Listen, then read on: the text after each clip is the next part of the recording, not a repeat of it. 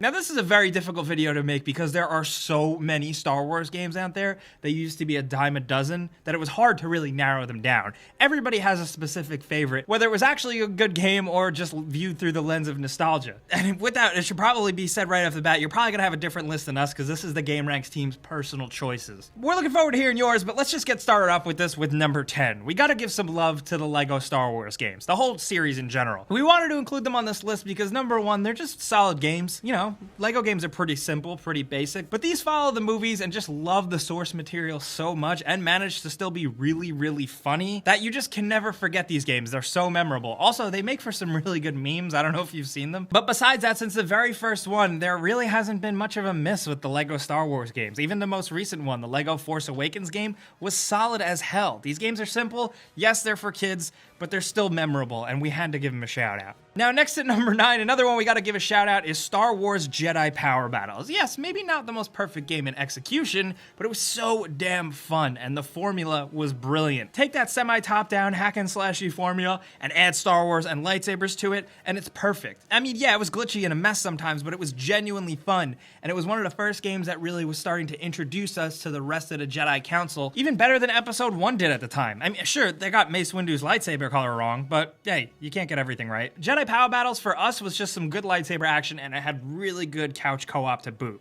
But next at number 8, we're gonna give it to The Force Unleashed. One of the more recent and last LucasArts games before, you know, Disney bought Star Wars and did away with a lot of stuff, so this isn't really canon anymore, but it did very interesting things with the lore. While it does feel a bit like a fan fiction what-if scenario, the concept of Darth Vader having a secret apprentice that is kind of like this dark Jedi anti-hero just worked really well, and I gotta say, Starkiller's story was pretty compelling. It was a video game story, but you could not deny that The Force Unleashed had, number one, some really good combat and force capabilities and physics and damage models and stuff like that, but it also just had some really memorable moments, like taking down a Star Destroyer, pulling it down with the Force from the sky. It was really annoying mechanically, but that was just such a good Star Wars moment, it blew our minds. Not only that, you kind of kicked Darth Vader's ass, and it actually made you feel good doing it. You can't really say that about a lot of games.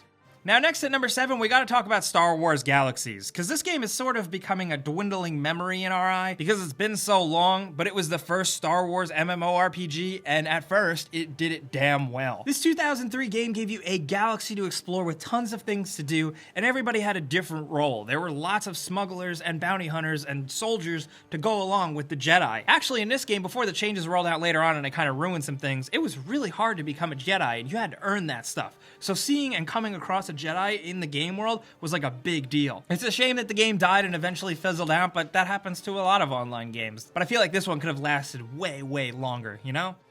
But next at number 6, we have Jedi Knight 2, Jedi Outcast, the perfect kind of cross first-person shooter, third-person lightsaber action hybrid game with a pretty interesting Star Wars story that worked very well in the expanded universe and that lore. You play as Kyle Katarn. He's cool, he's kind of memorable to some of us out there. But playing this on PC, if you had one that could run it back in the day, was a lot of fun because you could mess with a lot of stuff and you could run around a multiplayer arena and swing lightsabers and kill your friends. Now, all the Jedi Knight games were good, like Dark Forces and then eventually Jedi Academy, which had some really cool moments, but Jedi Outcast out of all of them was probably the most memorable and the most fun. It was also one of the first games to really impressively handle having force abilities. While it was a really competent first-person shooter, once you started getting various force abilities like Force Heal and Jedi Mind Trick and Force Jump and Push and Pull, the way the game juggled having those abilities was just implemented really nicely and kind of set the bar for how force powers were used in games from then on. So we gotta give them some love for that too.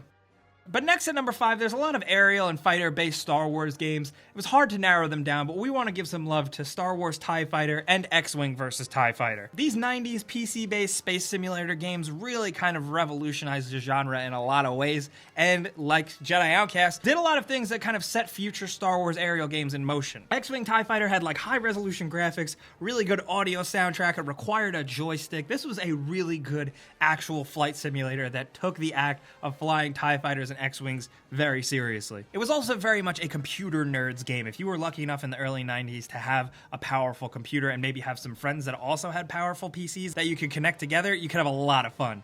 Now at number 4, we have Star Wars Shadows of the Empire, one of the blockbuster hits on the Nintendo 64 that really kind of changed the game for Star Wars games. It was highly cinematic.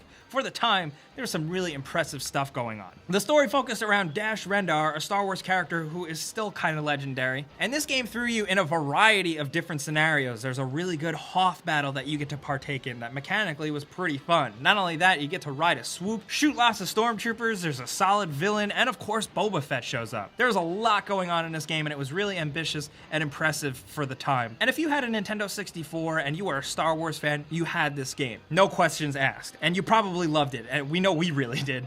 Now, speaking of having fun, next at number 3, we gotta talk about Star Wars Republic Commando. This 2005 game released at a time where LucasArts was really on fire, pumping out a lot of awesome games for Star Wars. I mean, a couple of duds. I'm looking at you, Bounty Hunter. But Republic Commando just had a really great stride and confidence to it that really made it memorable because it also just made clone troopers awesome. Even if you hate on the prequels and you're not a fan of them, you have to admit that what they did here with these commandos was so cool. It took place between Attack of the Clones and Revenge of the Sith and focused around Delta Squad. And it was just a good, strong, and highly tactical first-person shooter that could also just get really chaotic and make you feel like a badass. Because you were playing as clone troopers that were specially trained in different conditions that were more powerful than your basic run-of-the-mill ones. You and your squad you managed would go around and shoot all kinds of things on all different places, like from Geonosis to Kashyyyk. And if anything, not even Star Wars game, what this was just a really good, fun console first-person shooter.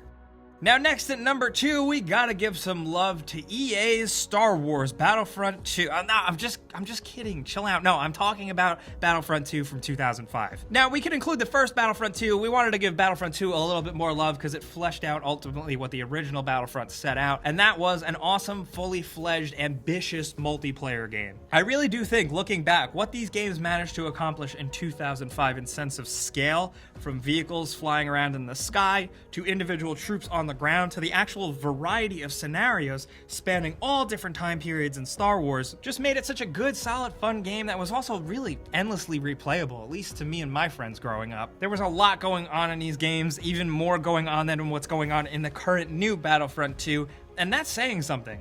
Now at number 1, our favorite Star Wars game is Knights of the Old Republic. Call us old-fashioned, but we love a good old story-driven RPG. The lead up to this game had a massive amount of anticipation, and then once it finally released, it lived up to the hype. Knights of the Old Republic was one of the games that just made BioWare a legendary studio. Say what you want about them now in 2017 or 2018, but Knights of the Old Republic was them firing on all cylinders, with worlds dense with side quests and places to explore and economies to use and side quests to partake in, and also a full morality system, either becoming a Jedi or falling to the dark side, was just so great and was really the precursor for so many awesome games like Mass Effect that we love today. Not only that, the lore and what this story did and what this established in many, many years before any of the events of the original Star Wars games is the stuff of legend. Myself and many other fans still just really love the stuff they did with Revan, and even though it may not technically be canon now, in our hearts, some of the Revan and Malak stuff thousands of years before the original Star Wars still exists. It does in my brain. You can't get rid of it. You can't write that out. I guess this video is sort of a list of recommendations if you haven't played these games. If you could play any of them, it should be Knights of the Old Republic. If you love Star Wars or an RPG or just BioWare RPGs,